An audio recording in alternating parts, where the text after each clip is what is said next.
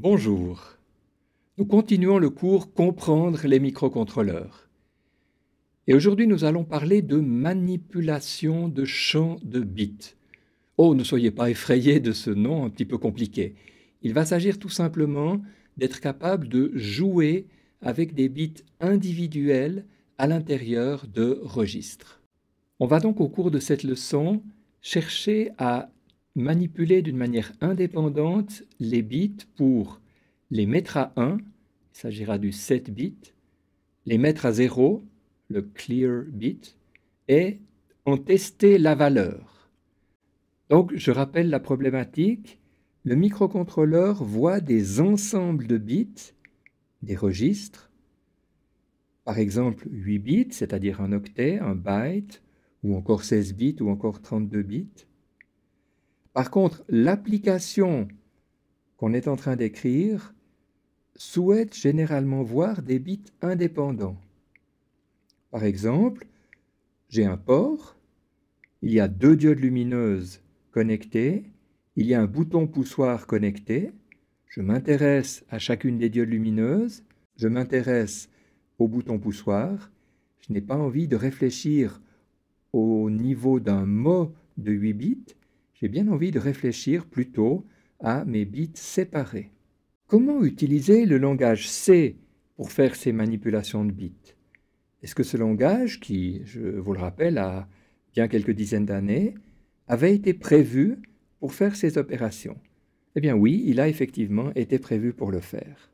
Je vous propose de commencer par un exemple, la mise à 1 d'un bit à l'intérieur d'un champ de bits. Il s'agira donc de l'opération set bit. Le mot set voulant dire aussi en anglais mise à 1, activer, mettre à 1.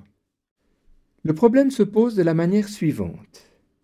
J'ai un registre, par exemple un registre de sortie. Les valeurs qui sont dans x0 à x7, je ne les connais pas. Je les ai notées de cette manière-là. Et je souhaite qu'après une opération bien faite, je me retrouve à avoir un 1 sur cette sortie, mais que toutes les autres valeurs aient conservé leur valeur initiale. Je souhaite uniquement faire la mise à 1 de ce bit.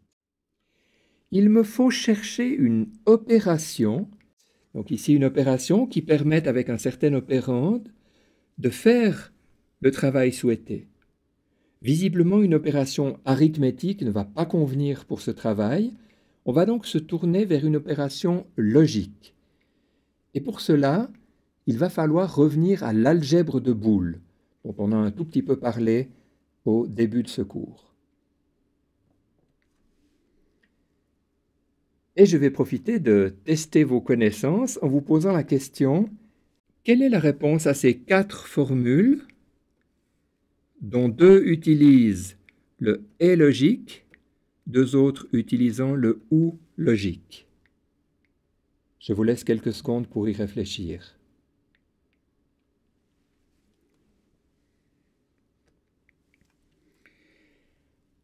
La réponse est la suivante. X est 0 me donne 0. Je ne peux jamais avoir une sortie du type est à 1 lorsqu'il y a un 0. Par contre, x et 1 me donne tantôt 1, tantôt 0, selon la valeur de x, donc la réponse est x. De la même manière avec le ou, lorsque j'ai un 0, je maintiens la valeur. Par contre, lorsque j'ai un 1, c'est un 1 que j'aurai à la sortie. On dit parfois en mathématiques que le 1 est l'élément neutre du est et que le 0 est l'élément neutre du ou. Je reviens au problème qui se posait tout à l'heure. Je souhaite tantôt conserver la valeur, tantôt avoir un 1. Il faut donc que je cherche l'opération qui convient. Et on voit bien que c'est l'opération OU qui tantôt est capable de me donner comme résultat la valeur x, tantôt la valeur 1. Il est donc facile de voir l'opérande que je dois utiliser. Le 0 étant l'élément neutre du OU, je le place partout où je veux conserver la valeur, et je place ici le 1, là où je souhaite obtenir un 1 après mon opération. J'ai donc la formule, il suffit de l'écrire en C. C'est l'occasion d'introduire un nouvel opérateur en C que nous n'avons pas encore vu. Il s'agit du OU logique qui est représenté par cette barre verticale. P1 out, c'est ce qui correspond au après, est affecté, c'est le signe égal, par la combinaison avec le OU logique de deux opérandes, P1 out, c'est ce que j'avais avant, et cette valeur que j'ai pour le moment écrite en binaire. En regardant cette formule, j'avoue que je ne suis pas du tout satisfait. Elle n'est pas très lisible. Nous allons essayer de trouver une manière plus simple d'écrire rigoureusement la même chose. Première étape, je vais commencer par essayer d'utiliser le OU égal, qui est une syntaxe proposée par le C, qui permet de ne pas avoir à répéter le même opérande, mais qui le sous-entend comme étant un des deux opérandes. C'est déjà plus compact, un petit peu plus lisible. Par contre, cette valeur binaire n'est pas du tout lisible. Voyons ici, c'est le bit numéro 0, 1, 2, 3, 4, 5, 6. Ah oui, c'est le bit numéro 6. Mais ce n'est pas du tout évident à la première lecture. Je souhaite voir le chiffre 6 apparaître dans ma formule. Comme ça, immédiatement, je saurai qu'il s'agit du bit numéro 6. Pour cela, je vais devoir être un petit peu rusé. Je prends ici la valeur 1 que j'ai exprimée en binaire dans un registre.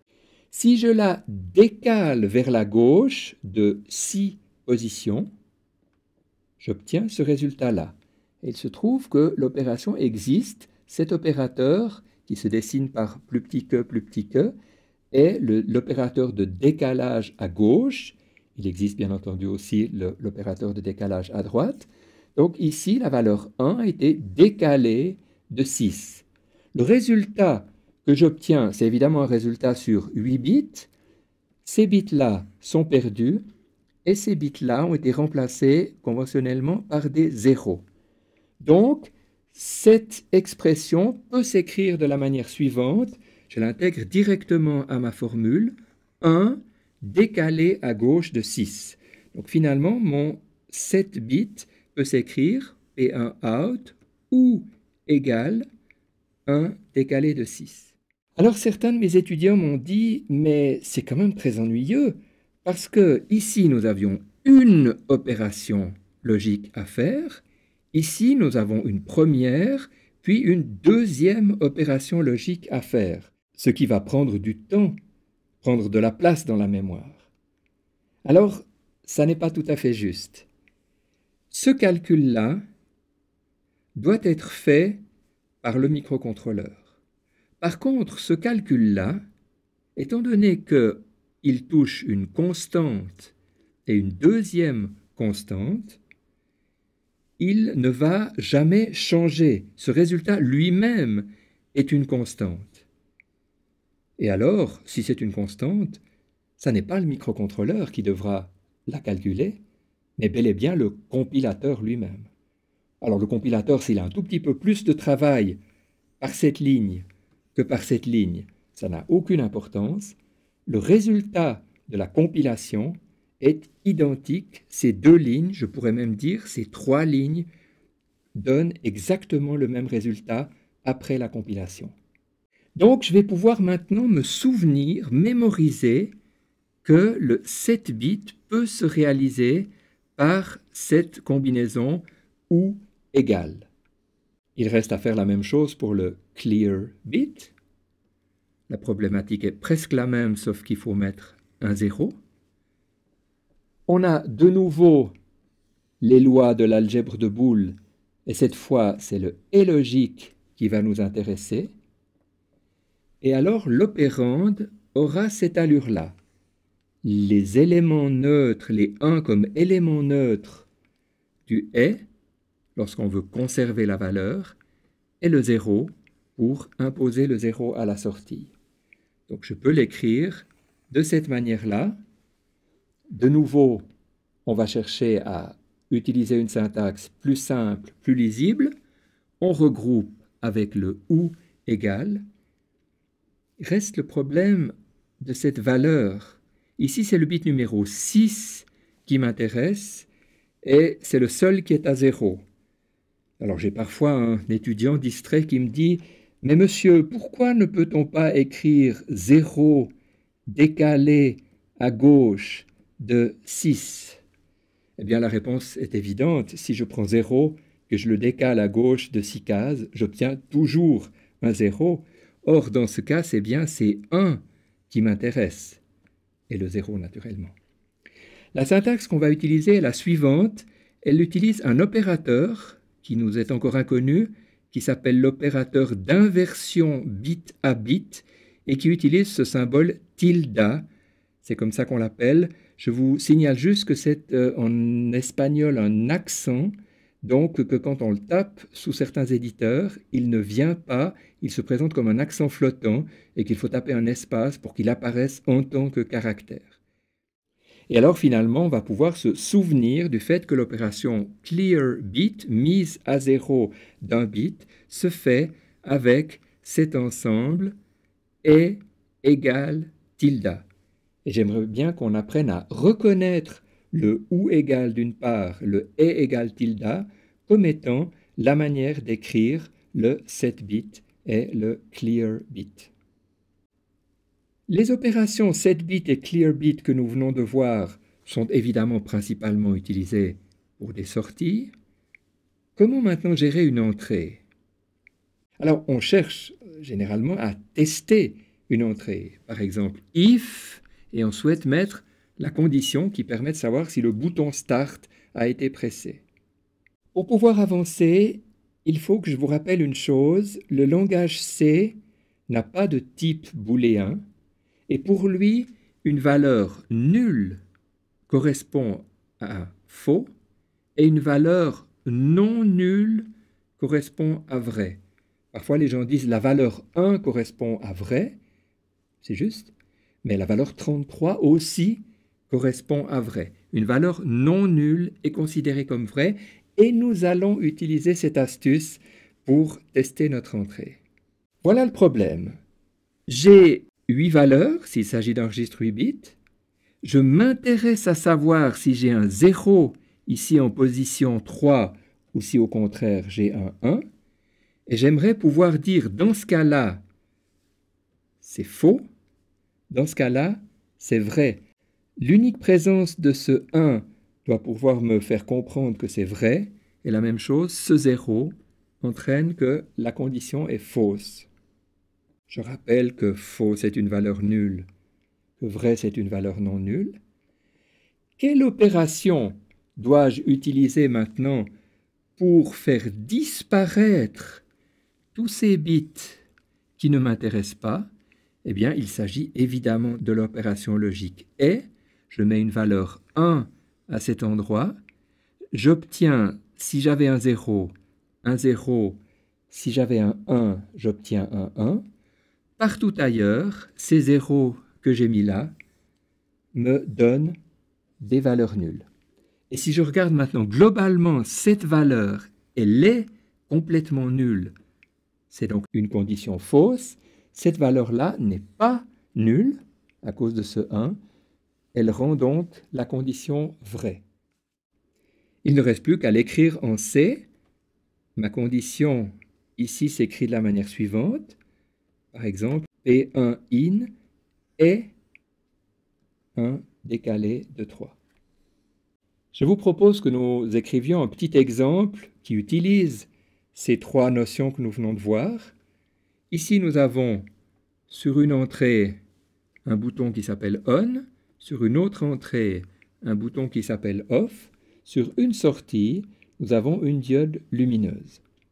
Vous remarquez que ce schéma n'est pas complet. Je n'ai pas pris la peine d'indiquer l'alimentation, de mentionner le condensateur de découplage qu'il est juste de mettre entre le plus et le moins. Je n'ai pas parlé non plus du reset de la patte test. C'est un schéma simplifié étant donné que j'ai l'habitude d'utiliser mon microcontrôleur. Souvent, pour donner des explications, je ne répète pas tous ces détails. Alors, j'ai écrit ici le programme.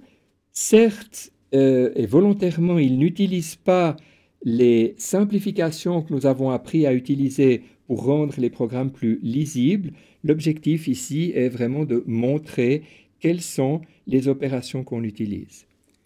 Je dois mettre à 1 le bit numéro 6 de direction pour avoir ma LED en sortie. Je fais un OU égal. Je dois mettre à 1 les 2 bits 2 puissance 2 et 2 puissance 3 de mon registre P1 out pour enclencher les résistances en pull-up. Nous n'avons pas encore vu cette partie-là, on la verra plus tard, mais comprenez bien ici que c'est des OU égales, donc que c'est des 7 bits. Au niveau de ma boucle principale, qui s'exécute de manière infinie, je vais tester le bit 2 dans P1 in pour savoir si le bouton ON est allumé. Je ferai la même chose un peu plus tard avec le 2 puissance 3 qui correspond au bouton OFF. Si le bouton ON est actif, je vais allumer la diode lumineuse. Si au contraire le bouton OFF est actif, je vais éteindre la diode lumineuse. Pourquoi ai-je dû rajouter ici ce point d'exclamation? Je vous signale juste que c'est lié au fait que nous avons câblé les boutons ON et OFF à la masse. Dans un prochain cours, nous aurons des explications très précises sur l'usage de ce point d'exclamation qui signifie l'inversion d'une condition logique. Nous avons donc appris que le langage C permet de manipuler des bits à l'intérieur de champs de bits, à l'intérieur de registres. On peut réaliser la fonction de mise à 1 d'un bit avec le OU égal. On peut réaliser la fonction de mise à 0 d'un bit avec le et égale tilde et qu'on peut tester un bit en masquant, en faisant le et logique avec la valeur lure.